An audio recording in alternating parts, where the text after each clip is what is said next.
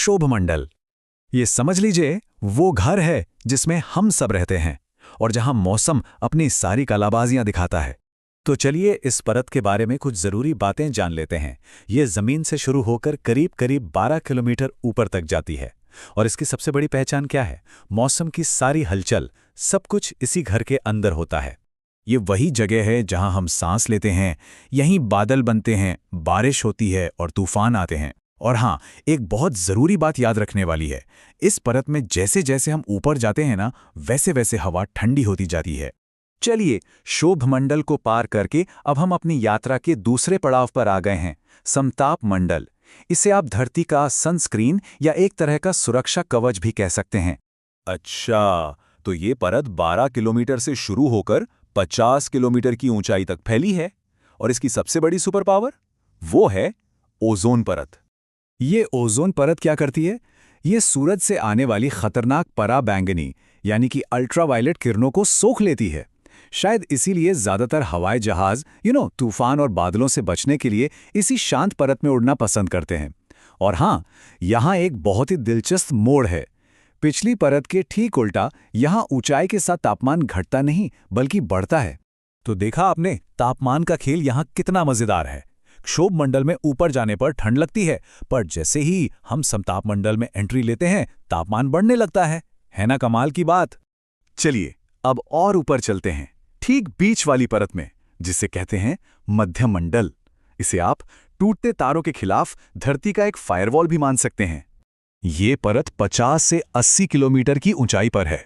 और हाँ, अगली बार जब आप रात में कोई टूटता तारा देखें और कोई विश मांगे, तो याद रखिएगा कि वो असल में एक उल्का है जो इसी परत में जलकर राख हो रही है।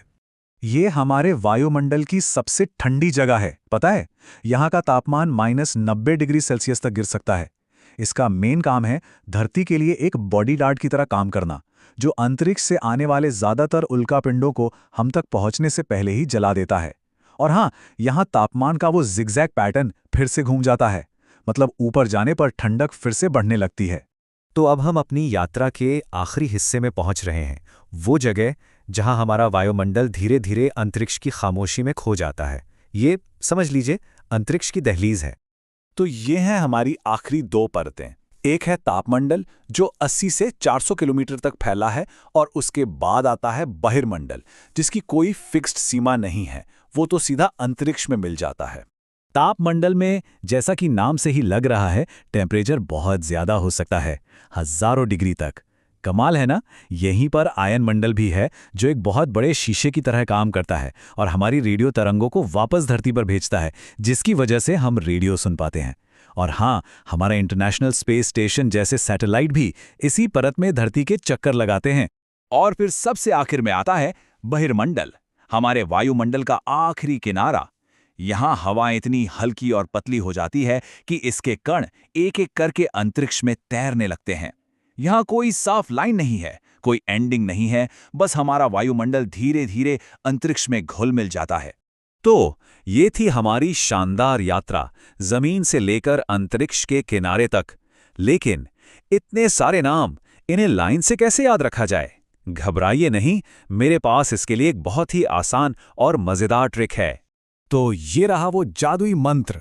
बस इस एक छोटी सी लाइन को याद कर लीजिए, शो सम मध ताप बह। ये हर परत के नाम का पहला अक्षर है।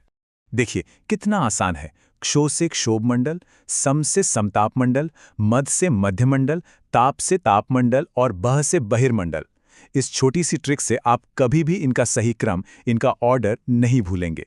और अब जाते जाते एक सवाल, जरा सोचिए, अगर हमारे वायुमंडल की ये 5 परतें होती ही नहीं, तो हमारी पृथ्वी कैसी होती? क्या यहाँ जीवन मुमकिन होता? क्या ये आज भी एक नीला ग्रह होता? इस बारे में सोचिएगा जरूर।